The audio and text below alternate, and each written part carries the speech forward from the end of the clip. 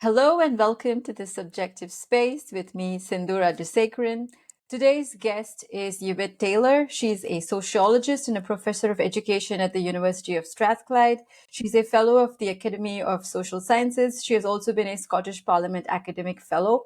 She is the author and co-editor of numerous books on queer life and class inequality. Her latest book is Working Class Queers, Time, Place and Politics. Welcome to the Subjective Space, Yvette. Thanks, Sindhu. Thanks for having me. Thank you so much for talking to me. I have obviously a lot of questions, but first I just wanted to ask you, let's start off with talking about, who exactly is the working class and who comes from the middle class, right? I pulled out a quote from one of your interviews where you say, I do think that there is something to say about class, that it's not just about income and employment, that it's about how class stays with you. And people have talked about this in terms of it being a structure of feeling or an emotion or a sense of place in the world. I wanted to ask you this first because, in India you have caste, right? So people from, say, a marginalized caste position, even if they sort of become rich or they you become middle class, let's not say rich, but they would never be considered high class because of their caste positionality. No matter what they do, they cannot undo that.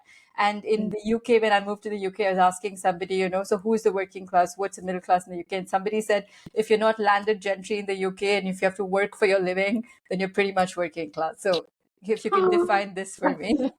Okay, and yeah, it's a great question, and I realise it's coming from a generous place.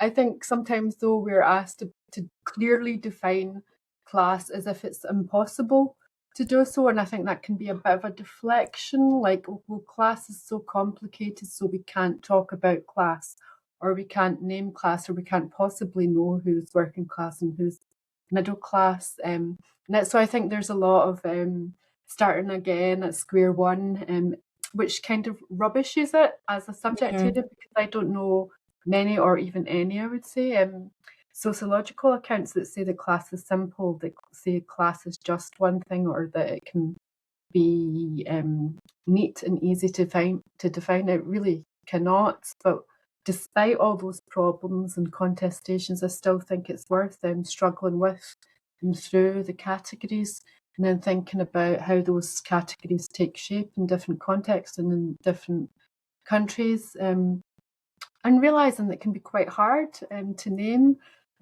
ourselves as classed subjects, and even middle classness. It might not be an easy term to claim. People might disidentify from working classness or middle classness too. It might be uneasy to announce your privilege. And I think in that quote that you pulled up, and thanks for your reading, I was pointing to exactly that complexity and the reality of class is beyond a simple count or a number, or today we might hear it rendered more benign as a socio-economic statistic. And I always come back and say class and working classness, because I think these terms do change over time, but what is lost in that, and I think by naming it as an area code, a postcode, or a socio-economic statistic, we were kind of depoliticising that language. And I do understand that there's different political contexts, there's different histories invoked in that term, and I really wanted to queer that term in terms of making sure working classness is connected, even in that disconnect, to queerer lives and stories. So stretching it beyond its usual imagining, which has been, and it has been used for right-wing purposes, even with its left-wing kind of history and connotation. So when it's attached to the white, working class, cis, man and masculinity, then it leaves a problem, it leaves a gaps for thinking about who else is included, what else is included in working class queers. And I really wanted that to have a global imagining when we're imagining a global worker, for example. So although my research has been in the UK, not all interviewees were born in the UK. Some were first generation migrants, some were from second generation migrant households. And so those wider global attachments have something to say with that feeling of not being in place. And that can be about economic marginalisation, but I think it can be that sense of place, that structure of feeling that you talked about. I don't fit in the workplace, or my peers are middle class. And that sense of being on the outside, and maybe not even wanting to fit in to those versions of normativity or middle classness. Mm-hmm. I think one of the questions that you ask in the book is like, are queers marginal to the study of class, and are the working classes marginal to queer studies? So I think that's sort of the questions that the book tries to answer or complicate. So can you tell me a little bit about this, especially in the context of the UK, right? Because you've had all these cycles of austerity and migration, of course, and recession and all of that.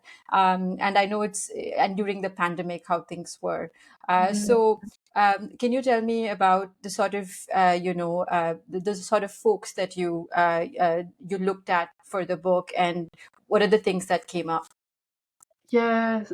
So, as a provocation, it is sort of an invite as well to think across disciplines. And sometimes when you're writing a book, you're urged to think about, your publisher might urge you to think about it. You might take that on board yourself, as having that audience in mind, like who are you talking to, who is this book for?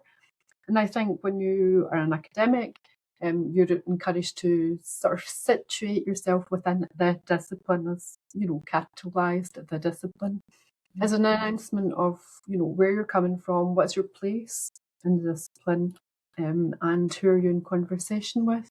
Now, I'm at a point in my career where I can say and feel the pleasure, the possibility of being interdisciplinary. I've inhabited different UK universities, different types, right? Because they're not all the same. And whether that's sociology, geography, social policy, now in education, I've got that continuity of being a sociologist. But I think there's a real risk in speaking between disciplines, whether that's class studies, which has had a huge place in sociology, or sexuality studies, where I have been asked, are you more interested in sexuality or class? And my response is, I'm interested in both, and as through each other. So I refuse to kind of make up my mind, which I think lots of academics will recognise that, no matter what their specific subject area is, we're always trying to sort of discipline knowledge, and I think that's what's been fruitful in the queer feminist. And there's reasons why I hyphenate, and we might talk about that. But that's been interested in trying to find those possibilities rather than having to pick a side. And I think I try to do that in the book project, the kind of traditional literature review chapter where you situate your academic audiences and make a claim, I suppose, about where you fit in the disciplines. I flipped that to the back of the book because in thinking through what my audience might need to hear first and the relative place of that kind of knowledge, I flipped that to the back. So it's there if the reader wants it. It's titled Towards a Working Class Queer Reading List, where the reading list in sociology or sexuality studies might not include queer class ideas and thoughts and literatures. So it's there, but I remember thinking about how I would tell that story through that chapter of queer and class literature. And I remember it was really something that I struggled with in the sort of feminist classrooms that I've been in as a student and now teaching. And I remember in the early 2000s, when I was doing my master's, there was a real push to think about, queer theory or sort of materialist analysis, maybe social sciences or humanities, the real and the abstract. And there's all the kind of binaries that I was like, well, I really need to make up my mind, and I want it to be a real sociological project and deal with real life. So I felt like now, removed from that, I can kind of step between and weave these conversations and see both, see worth in both rather than it being material or cultural. And I think a big debate going on at the time when I was doing gender studies was the sort of Nancy Fraser, Judith Butler, whether we should think about queer life as merely cultural or as also material. And I felt like I really had to resolve that in my thesis, and now maybe not so much like debates move on, but I think you hear these kinds of repetitions throughout time, and we can be selective in that, right? Yeah, I think that's the thing. Like the way I've inherited what I understand of querying something is to sort of be anti-disciplinary anyway. You don't want to fit into any binary. You want to sort of question everything, and that's the whole point, I guess, of querying something. So if you could just talk a little bit about how labor is feminized and how the making of class and gender by our families, right? If you could sort of talk about how this even happened in the sense that what's going on, because I've been thinking a lot about this recently in the context of queer women, especially their access to this basic economics, to just sort of, if they also have kids, like how are they going to get by? It's like, how do they form community? They don't have any time because you're going to work, you're going to do childcare, all of that. So if you could just speak a little bit about, to set the context of what sort of lives are led by these folks, and what are the problems in a sense that they face. Yeah, yeah.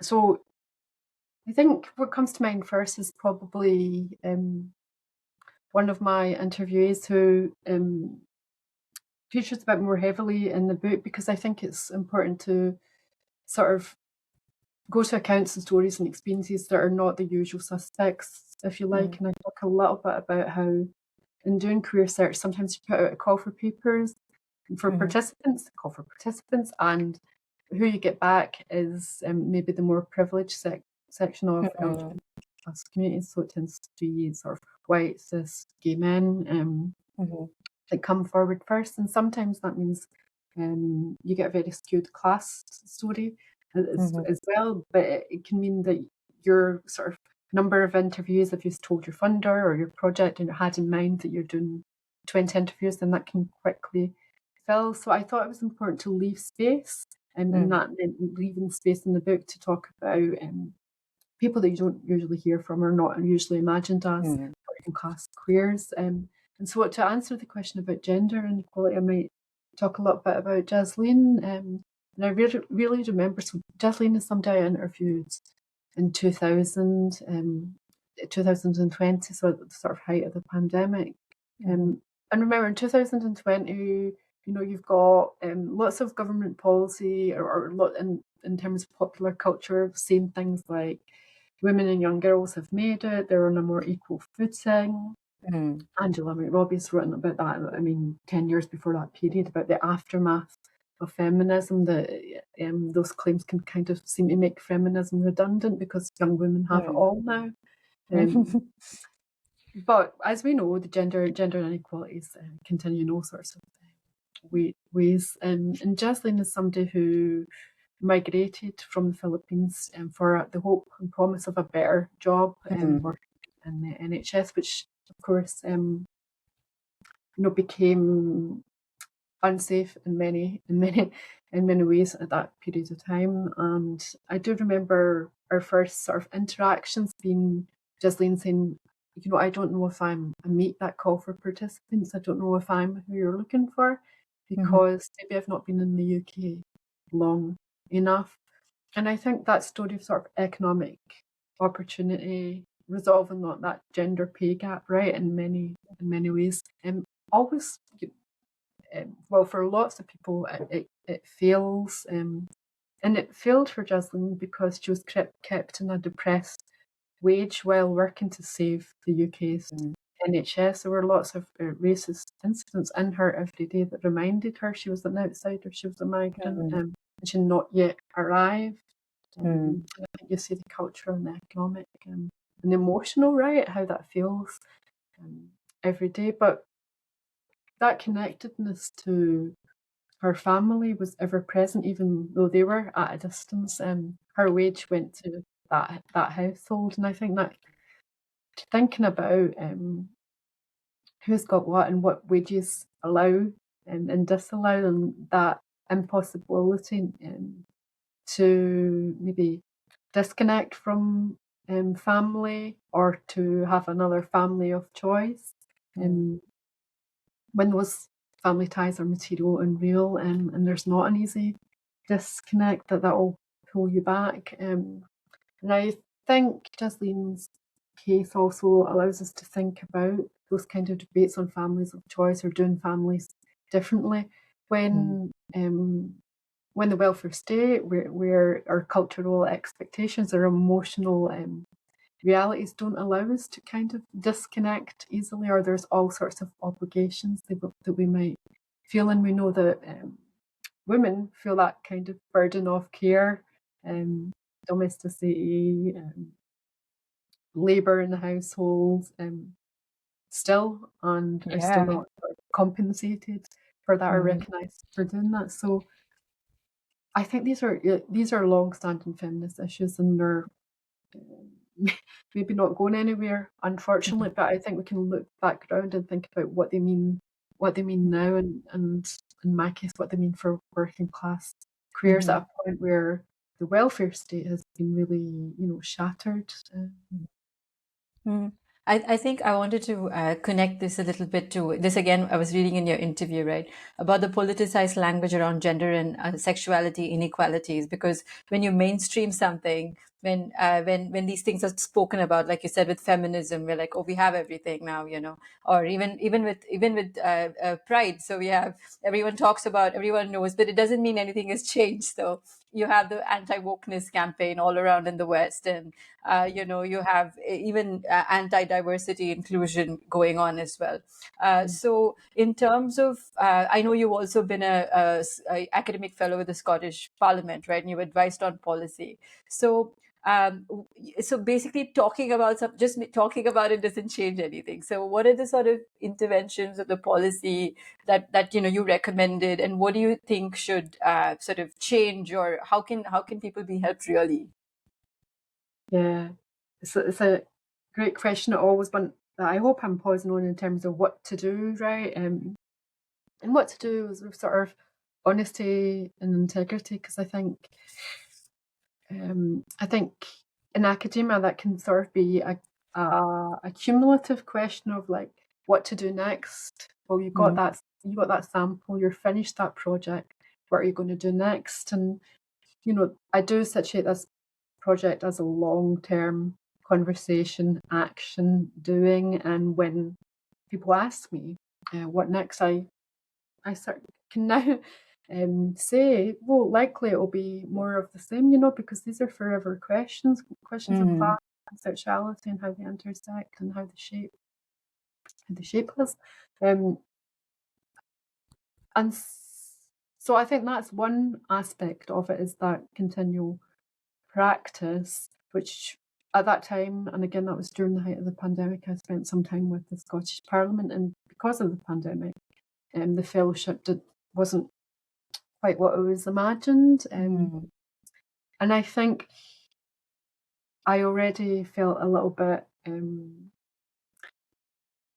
whether there's a sort of selling out and being part of institutions, that can be part of academic institutions, or that can be like public institutions like the Parliament, when part of what you're proposing is a more sort of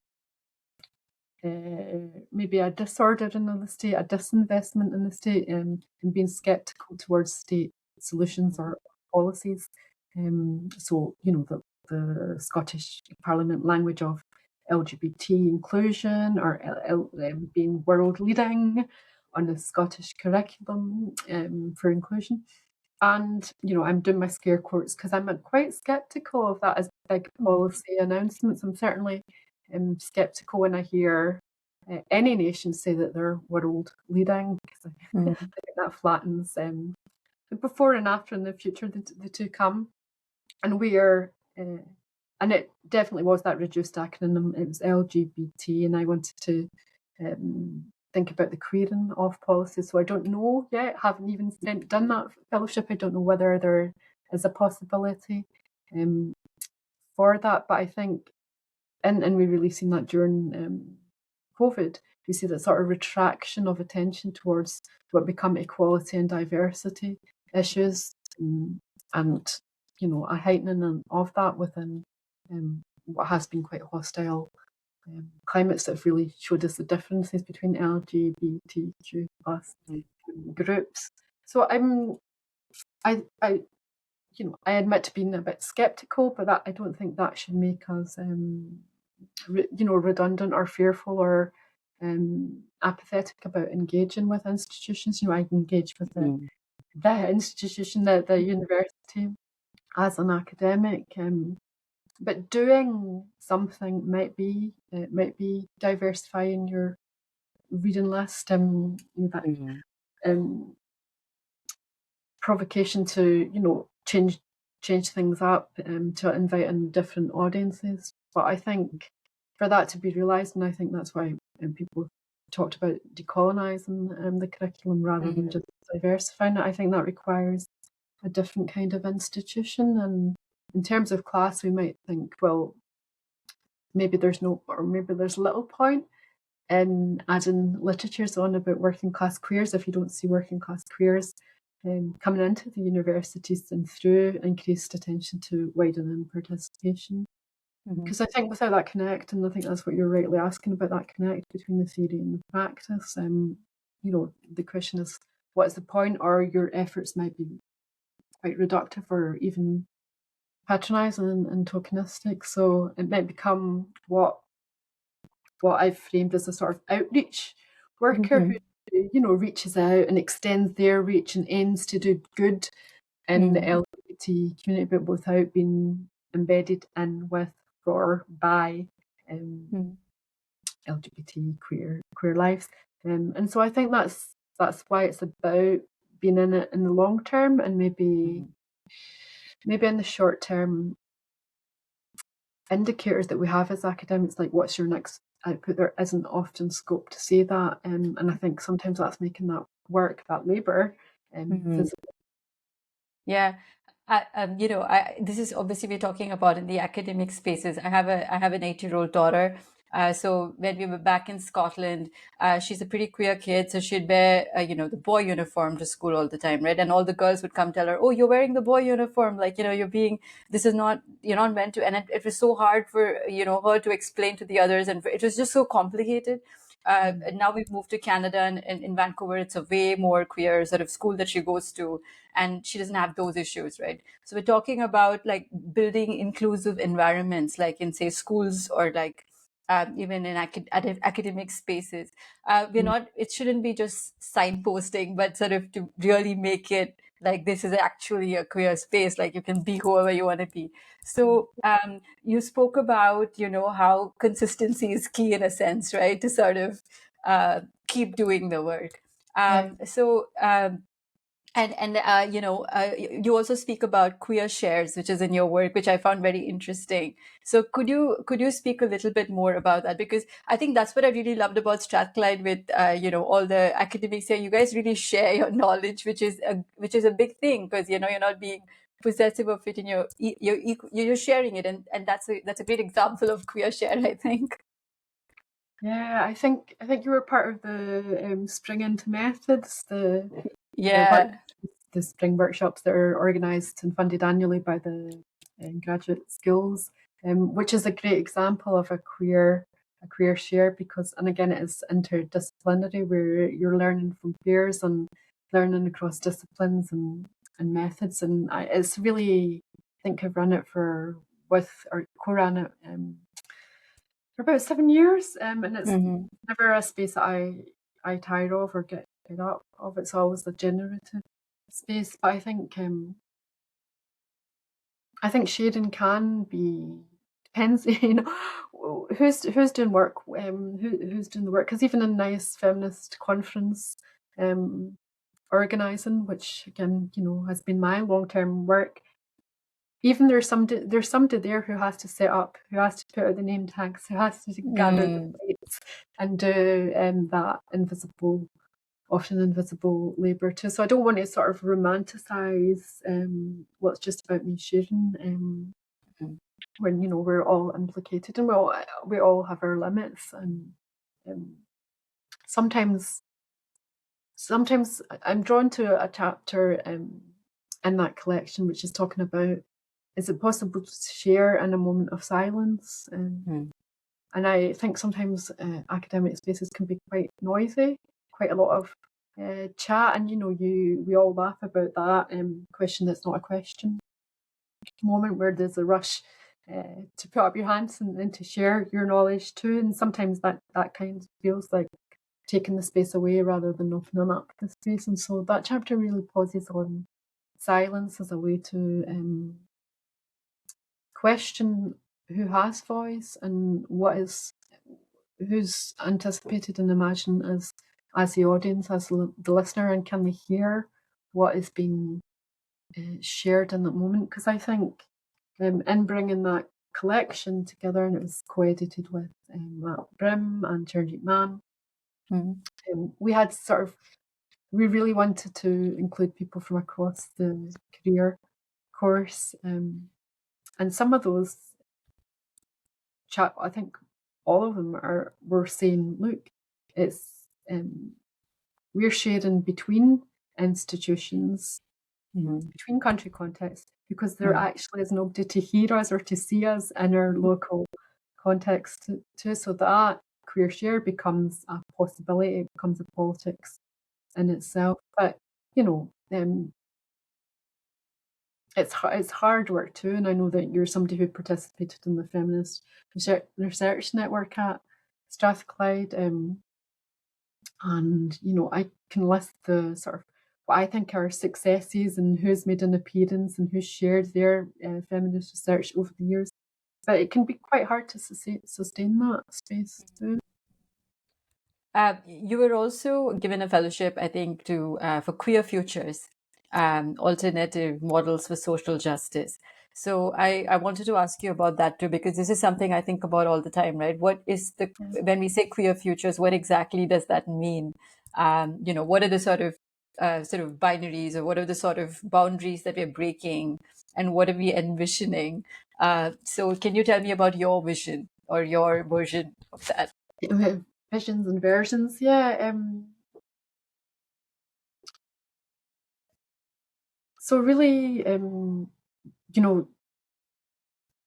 as often I say these things and these have catchy titles, but they don't have any sort of resolution or endpoint. Like often your project fails because it doesn't answer the question. But I don't think that means that it or I don't have a future, hopefully. But I think part of what I'm interested in is maybe in the ways that we go back and we revisit our data rather than coming to the end of a project. So we revisit our data, maybe we might call that like doing secondary, or even visiting the archive as a data deposit, and you generate, if you're doing qualitative research over a period of time, you might generate like hundreds and hundreds of transcripts which become your own archive to go back to, and then going back to the data, we might find something new, and we might approach it differently. So our data sort of lives and has a future even beyond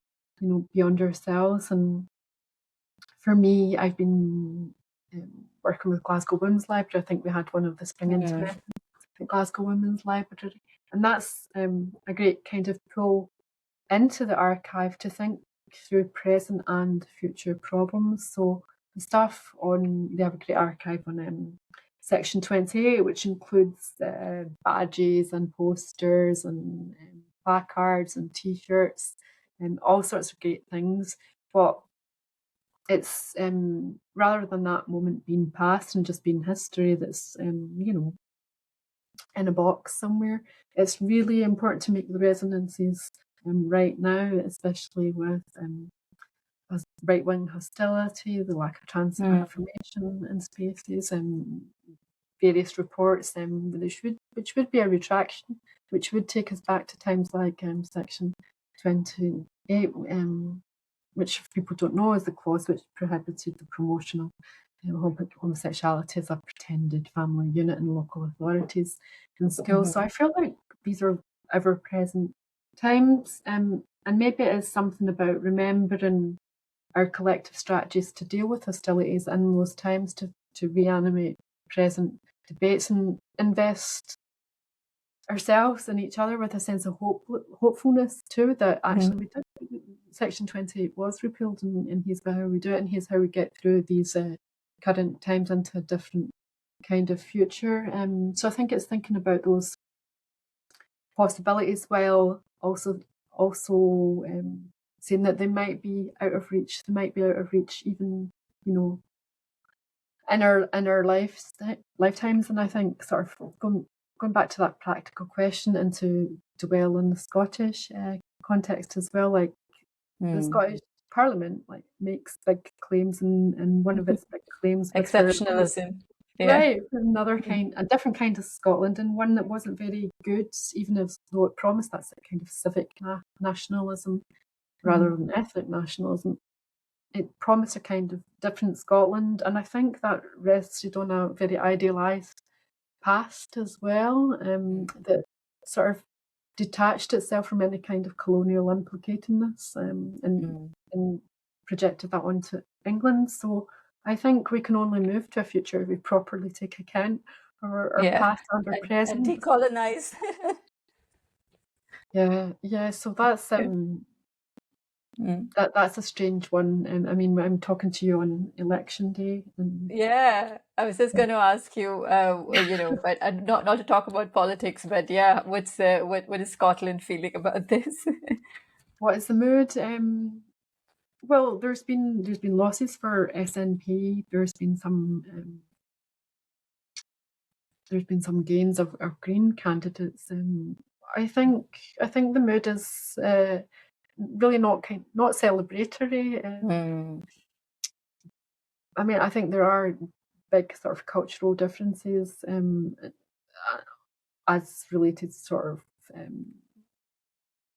legally, educationally, in terms of health policy in Scotland and England. Not to naturalise that we Scottish people are different. I think sometimes in terms of thinking about class as well, I think sometimes Scotland likes to see itself as wholly working class or down to earth, and that again can work as a sort of nationalist claim, as an anti-English claim in particular. And as somebody who's lived in both Scotland and England, and the research pulls from across the UK, but certainly it focuses more on Scotland and England as closer examples that I've lived in and researched in. So I think about my own sort of immediate future being in Scotland, and that promise for a different kind of world is something that I think we can imagine, while being realistic about the present. Like, would that structure change our lives, or would it just be another kind of structure that we would have to work through with and against? I'm very disillusioned right now with ideas of nations anyway. So this is, what they do. But like you said, we don't have a choice but to sort of engage with them, engage with these structures to make some change happen. I wanted to read another quote of yours. So we're almost reaching 45 minutes. So I'll read one last quote of yours and tell me what you think about this. You say, I'm still convinced that being queer and insisting on a queerer world and via a queerer educational world is not just about fitting in, it's about stretching those classroom contexts rather than trying to fit back into contemporary imagines of the classroom. Even if it's just adjusted a little bit more, even if we have the LGBT poster up.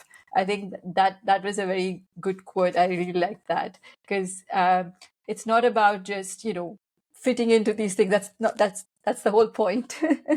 So can you just tell me a little bit about what you thought when you said this or wrote this?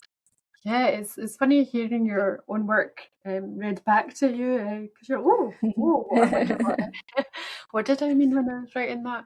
Yeah, I think that's sort of the trouble with some of the LGBT inclusion stuff, or in schools and education in particular. But I think more generally, that sort of imagining of the good citizen, the good homonormative, we might say, subject who ticks all the boxes in terms of living a life just like their heterosexual counterparts, and they can be good parents and they can live in a good area and they can have a good job and it's ticking all those boxes.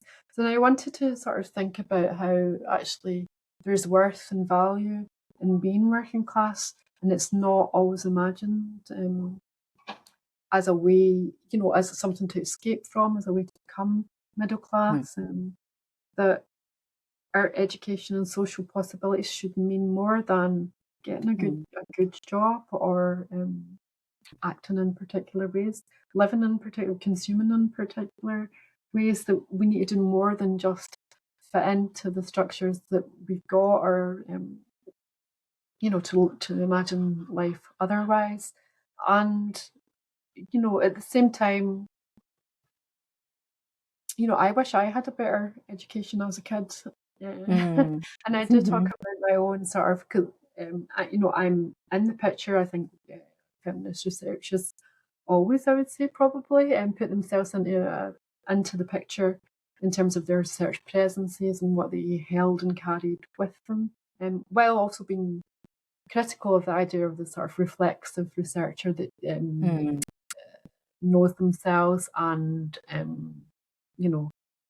can go anywhere and everywhere because of their own sort of self-authorization or self-knowledge. So I'd question that. It's obviously a retrospective recalling that I'm doing when I'm talking about my own educational experience. I nearly said journey, and then I said no, not journey.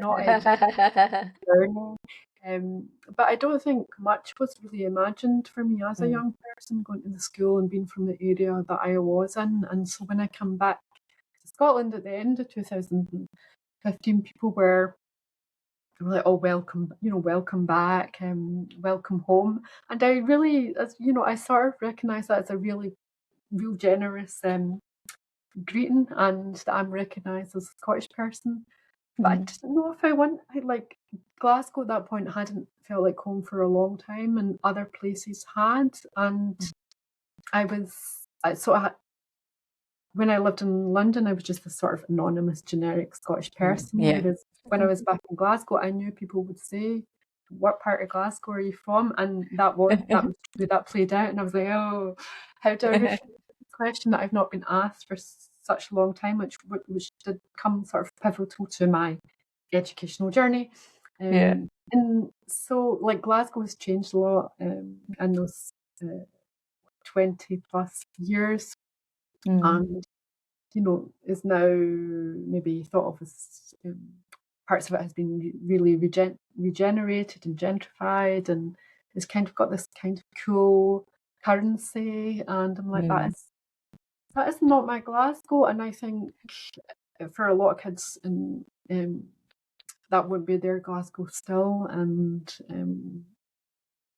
their schools and their projected sort of educational and employment journeys won't be part of that, almost cool or subcultural or different kind of Scottishness. And so I don't want to romanticize any place really. And you've said, you're skeptical about nations, but does that mean that we, give up on the state and asking for more from the state, including good schools to have good classrooms? I think, and we've talked about this in terms of feminism and then beyond the classrooms. I think we can imagine the classroom otherwise as not just residing in the university, as sort of been opened up in the books that we read and the conversations that we have.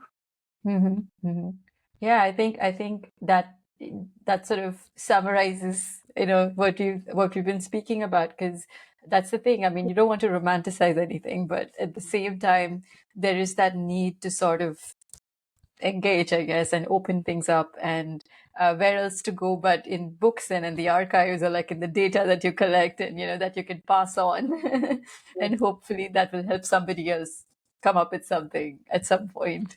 So I Yeah. guess that's, and like you said, it's the work is never done. It's an ongoing, forever project.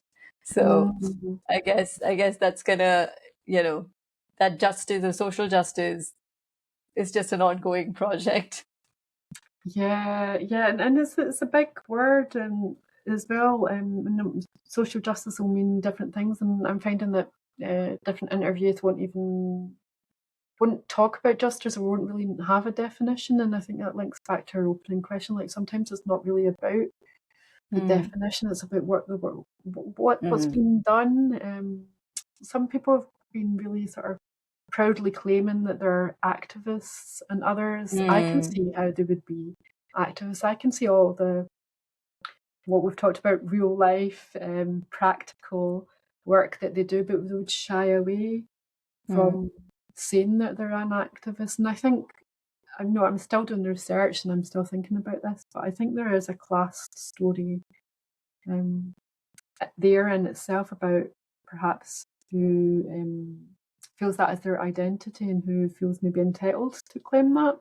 mm, Whereas some people might be doing activism in the everyday and it might be super like low key and a softer, even mm. silent, voice. But it's still happening. This is something I've never called myself an activist because I never felt like I've actively done anything. And I was talking to a trans activist recently, and something she said was very interesting to me. She said it's not something that you choose to be. It's like something that structurally you cannot not be. You have to fight for your rights, so you become activist because you have to actively fight for your rights. Like I said, that makes sense. It's like it's not something that I just sit here and think, oh, I'm going to be an activist, like and that's not how it works. So yeah, it's all complicated. Yeah, yeah, yeah. If you're filling in your welfare claim, if you're spending hours administratively sort of going through these forms, if you're going to the job centre, if you're pushing back at in the Hmm. queue, if metaphorically, then are you an activist because you're kind of acting with against through the state? So Hmm. that might that might be called that has been known as queer kind of activism, and I think it was Hmm. Capone way back in the 90s, um, where it talked about those resonances between groups that are sometimes pitted against each other, but they have more in Hmm. common. Queers and working class have been Hmm. a good example of that. Single mothers, um, too, as been occupying these often stigmatized, demonized categories and having to activate against that in their everyday life to be able to get by. Hmm. Hmm. Yeah. So it's these allyships that also form because you're all sort of um, Mm, seeking these things. yeah. Yeah, I think it, like you said, it's like it's not a thing that you can just say, yes, this is it, that is it, because I feel like those times are gone. I'm so disillusioned with that sort of speech. It's like, to just say, justice and this and that. Like it's just everything is so complicated. Also because I'm doing a PhD now. Yes. Yes. So that definitely makes things more complicated. It's, it is definitely a bumpy journey, and I at one point was a PhD student, and I think what was useful for me at that time might not be so useful now in terms of it maybe not being so sustainable. But I think what sustained me during my PhD was being angry, and that was actually really, really Yeah. useful.